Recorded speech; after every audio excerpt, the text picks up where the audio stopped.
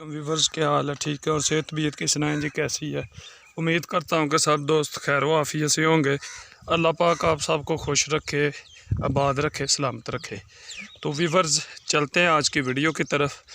आज की video related है हमारी आलू के मतलब पटाटो आलूआं दी पटाई लाई दी अज असी ते तुहानूं दस्सने आ कि माशाअल्लाह किस तरह आलू पुट्टदे ने ते किन्ने क निकलते पे ने, की तरीका कार हुंदा है।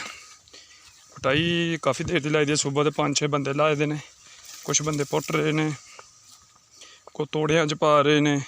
ये उन्हें बीज भी कड्ढना है असीं, थोड़े छोड़े जिहड़े ने ओह सी दित्ते ने ते उन्होंने फिर इत्थे ढेरी लांघ क्योंकि मौसम अज जिहड़ा खराब है बारिश की वजह तो।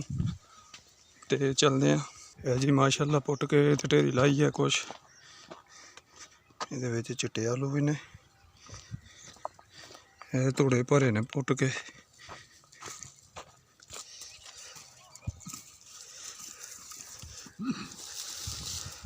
चंगे मोटे आलू निकलते पे ने।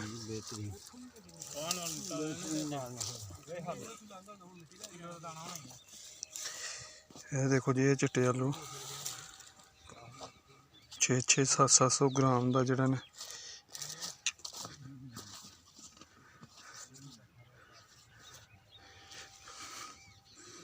ये देखो माशाअल्लाह बड़ा बड़ा मोटा आलू है।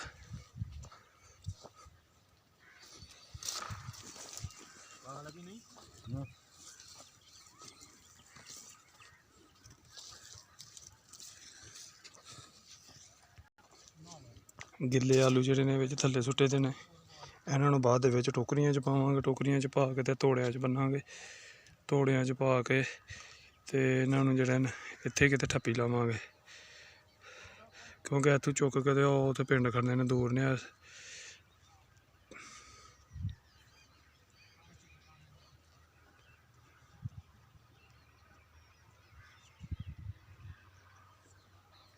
तकरीबन 45 तोड़े पुट छड़े ने इन्होंने, 50-60 जिहड़े ने हो जाने ने। ते माशाअल्लाह बड़ी अच्छी जिहड़े ने आलू ने। ये थोड़े जे अलग सेह ने बड़े खादे हैं, सेह ने खान की वजह तो आलू बड़े सारे ज़ाया होने। लेकिन चलो अल्लाह का शुक्र है, ये सेह छे जी है जानवर इन्होंने भी तो खाने ही होंगे ने आलू, लेकिन फिर भी माशाअल्लाह ने मोटे बड़े निकलते पे ने। ये वो आलू ने जिहड़े लाए हैं अक्तूबर दे विच